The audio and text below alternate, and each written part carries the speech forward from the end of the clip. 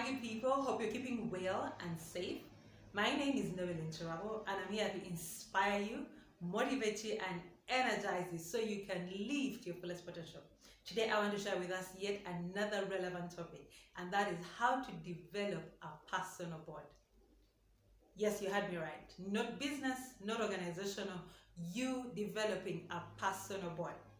That might come as a shock to you probably if you've never heard about it, or probably it's an idea you've had and thought this doesn't relate to me. So just to start with a generic perspective, why are we talking about developing a personal board? For a lot of organizations and companies, you tend to have an executive board, a board of directors, an executive committee that basically gives governance, a structure, a strategic direction to the growth of the business or the organization.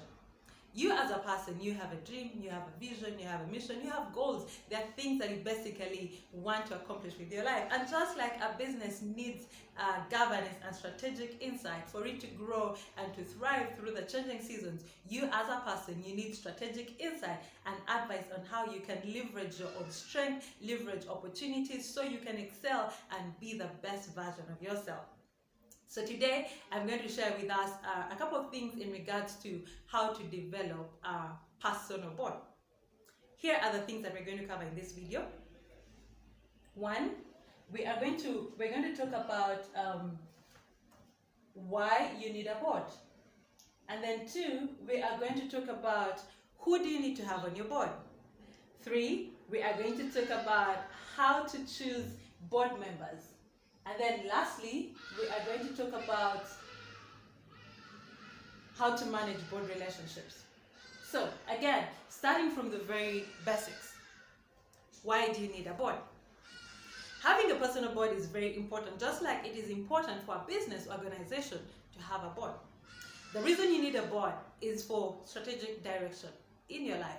As much as you're talented, as much as you're gifted, nobody knows everything, and that's why you need people to give you strategic insight on how you can grow, on how you can excel, on how you can position yourself better.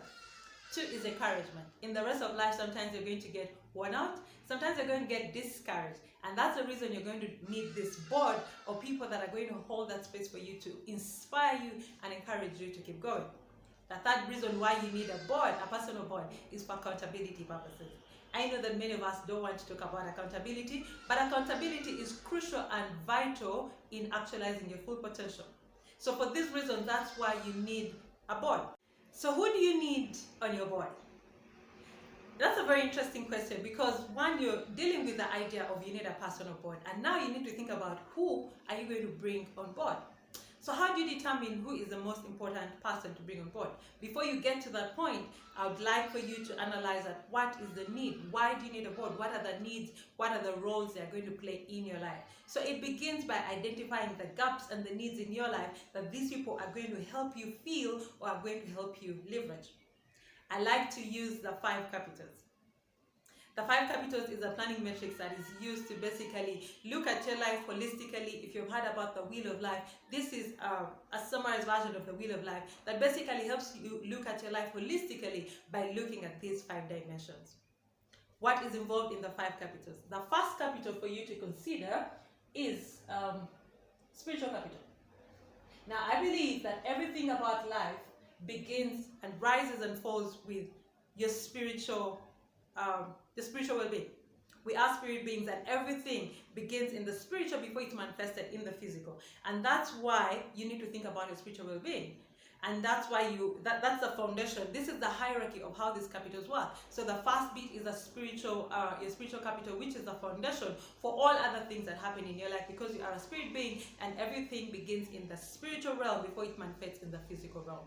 The second capital that you should think about is relational capital, because everything rises and falls with relationships. It doesn't matter what you want to do or what you're called to do, business, career, ministry, whatever it is, it's all about people. We cannot do without people, and that is why you need to be intentional in investing in the right relationships, in building the right support systems for you to be able to thrive and be the best version of yourself. The third capital is intellectual capital. With intellectual capital, we're basically looking at how you are growing as a person, because the day you stop growing is the day you start dying.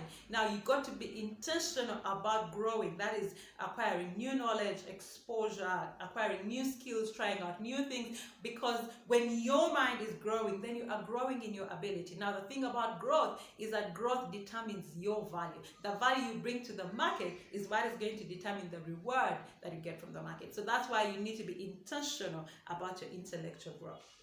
The fourth capital is what we call physical capital. Now, you'd think that financial capital would come as fourth, but actually physical capital is the fourth capital, because without your health, no matter how many great ideas you have, no matter how great a person you are, no matter how much money you have, if your system begins to shut down, that's it.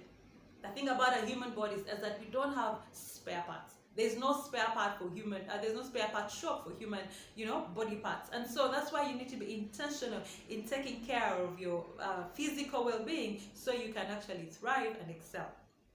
And then the last capital is the financial capital. And in financial capital is where I see financial capital more as a reward than an investment. Now, many people invest a lot of time and money trying to get the financial capital. I believe that if you invest in the four capitals, financial capital is a reward that is going to just come to you when you do all the others right. When you get the hierarchy of these capitals wrong, a lot of things are going to be out of balance in your life. Now, relating the five capitals to your personal board, this is a reflection of the core roles that you need to be thinking about when choosing people to come to be board members. To be board members, your personal board members. And so these five capitals also relate into five core roles that you can consider. Now, you do not have to have 5 people. It's advisable to have 3 to 5 personal board members. However, if you choose to have a particular board member for every capital, that's okay. If you can't have people that can multitask across 2 capitals, that's also okay. If you feel that there are capitals where you are already self-actualized and you don't need much help, that too is okay. So it's not just about having 5 people. You want to have 5 people that are filling critical gaps, critical roles for you in your life. So let's look at the 5 roles. So the 5 core roles, again, related to the spiritual capital. The first one is your spiritual influencer. Like I said, everything begins in the spirit realm, and we are spirit beings. And so you want to have somebody that influences you spiritually. I personally believe that everything about life and business is spiritual. And when I talk about spiritual influencer, I'm not talking about just a spiritual leader, not someone that is just up there on the pulpit, or you watch them on television like in this season. No, I'm talking about someone that you have a relationship with, that is committed to your spiritual growth, that is also committed to launching you and releasing you and blessing you spiritually. I'll let that sink in for a while. Because when it comes to destinies are spiritual. They're birthed in the spiritual realm before they are manifested. And you need what we call a spiritual midwife. Now, your spiritual influencer is a spiritual midwife, someone that is going to pray you into your destiny, someone that is going to pray you into the things that you want to achieve, someone that is going to speak over your life and open doors in the realms of the spirit so you can actually thrive and excel. The second role that you need to think about is the networker. Again, for some of us, networking is natural, while for others, like me, it takes a lot of effort, especially if you're an introvert. It takes a lot of effort for you to come out. So a networker is a person that has the networks, has the connections, has the association, the person that opens doors for you, the person that introduces you to new spaces. And so we all need networkers. We need people that know somebody we want to get to, because it's been said that your next big deal is 3 people away from you. So a networker is a kind of person that finds it so easy to connect, has all these networks, probably your go-to person if you need to get to any space, and that person will help you open doors for you, but also introduce you to the right networks, to the right people, so you can thrive and actualize your full potential. The third role to think about is the information powerhouse. So we're living in an information age, and there's a lot of information, and it's not about information. That the issue with our generation is not a lack of information, it's a lack of knowledge on how to use the right application of that information. And so when I talk about information powerhouse, it's not just a person who has all this knowledge. I want you to look at it in two dimensions. There are two things. Maybe your gap is you are not interested in reading, you're not interested in researching. So you want to have a person that just reads broadly, that is well informed. And so a kind of person you call and say, hey, have you heard about this? What do you think? And they kind of know the idea. That is one perspective. The second perspective is wisdom. Wisdom is the right application of knowledge. You might want to have people on your board that have wisdom. Because there's so much information, but not all information is relevant for you. How do you sift through and how do you rightly apply this knowledge to make the best use of it in your own life? So having a person that has the ability to step back, analyze, internalize, critically look at the different vintage points of a matter, and then be able to make a conclusive decision is a strength. You would want to have someone like that on your personal board because they bring a strength that probably you don't have. So when you think about informational powerhouse, think about the person that is well informed, but also the person that is wise, that can be able to take critical information, knowledge and facts, and be able to rightly apply them so as to get the right results. The fourth role for you to think about is the financial advisor. Now, for many of us who've grown up in a space where we have not been taught about money or finances, and so we kind of learn about it as we go along. However, there are people that have become experts in this area. When I talk about a financial advisor, you want to think about the areas in your finances where you are struggling. Is it budgeting, saving, investment, or just general financial or record keeping for your business? Again, it's about the need you have and finding someone that has got ahead of you in that area, someone that has mastery in that area, that they can nurture you and help you grow, but as well hold you accountable to how you are using your finances to grow your vision, but also to actualize the goals that you have set for yourself. The last role that you would want to think about is the accountability buddy. Again, when it comes to your physical goals and thinking about the things that you want to do, you need an accountability buddy to hold you accountable to how are you eating right, are you getting enough sleep, your health and your well-being. And those are the 5 roles that you would want to think about in considering who do you need on your board. You might want a spiritual influencer. I would say that's a must-have. You might want to have a networker, especially if it's not an area of natural strength for you.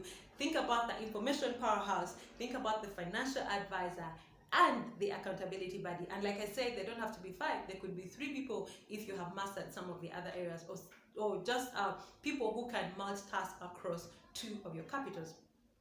So now we're moving to the third dimension of how do you choose your board members? And in choosing your board members, it is very critical to think about who do you need on your board, but also more critical to think about how do you get them on board. Probably at this point you're very excited and think about, yeah, I need to get a board, I need to get board members. Now the thing is, before you jump into looking for the most prominent people, the most popular figures, you know, all the people that have the big shots, I'll tell you something about board. It's all about relationship.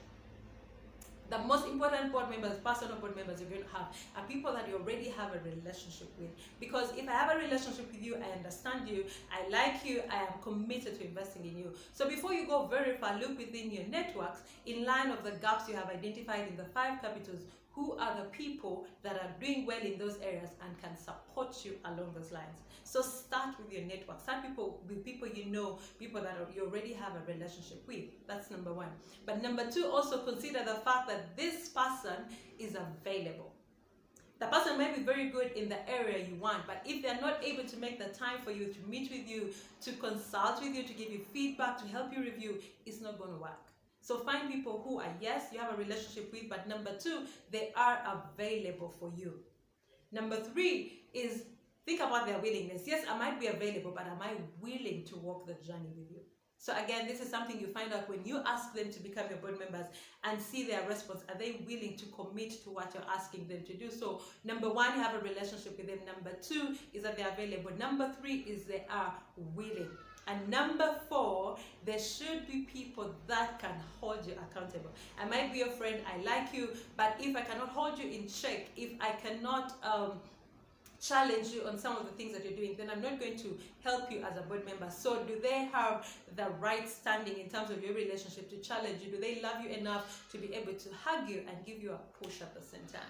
Because you're going to need both. You need people to affirm you, but you also need people that are going to push you out of your comfort zone so you can become the best version of yourself.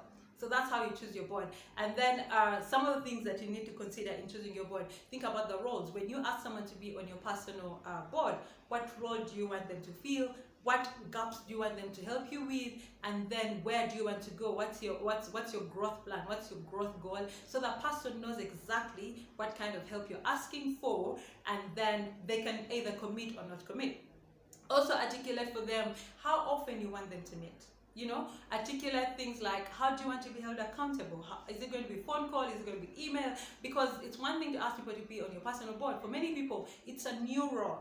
They are probably sat on boards for businesses and companies, but being a personal board member is a new role for many people. So you need to break it down for them to understand. So when it comes to choosing your board members, you are going to have to step out, to reach out to them, to ask them to see if they are available and would want to be part of your board. The last thing that we want to talk about is basically how to manage your board relationships. So now you have people that have decided to come on board as board members, but now you need to manage a relationship. Just like any other board relationship, you need to invest time. You don't ask people to be your board members and then you don't make the time. It's your initiative to drive the board relationship. So one of the critical things you're going to have to look at is decide the meeting cycle. How often do you want your board members to meet? How often do you want to meet with your board members rather? Is it going to be weekly, monthly, quarterly, and can they commit? Because you need to communicate that time. The second thing that you need to think about is what is going to be their accountability system.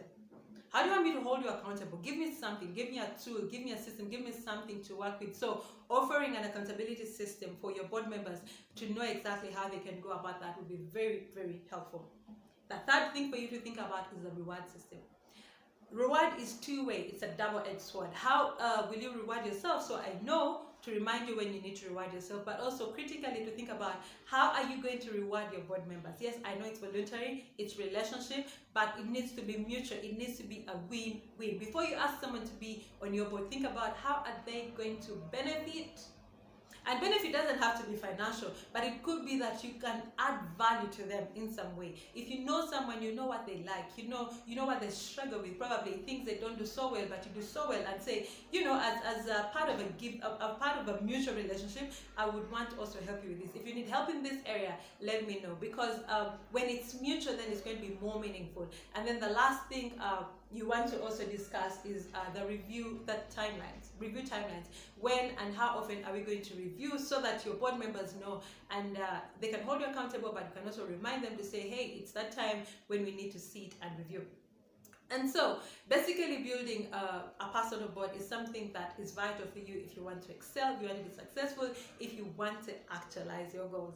And by following these steps, you should be able to develop a personal board. And when you do, remember, it's not a one-time deal. You need to review the board itself as often, maybe annually or every 2 years. Give them a time limit so that when people want to move on, you release them.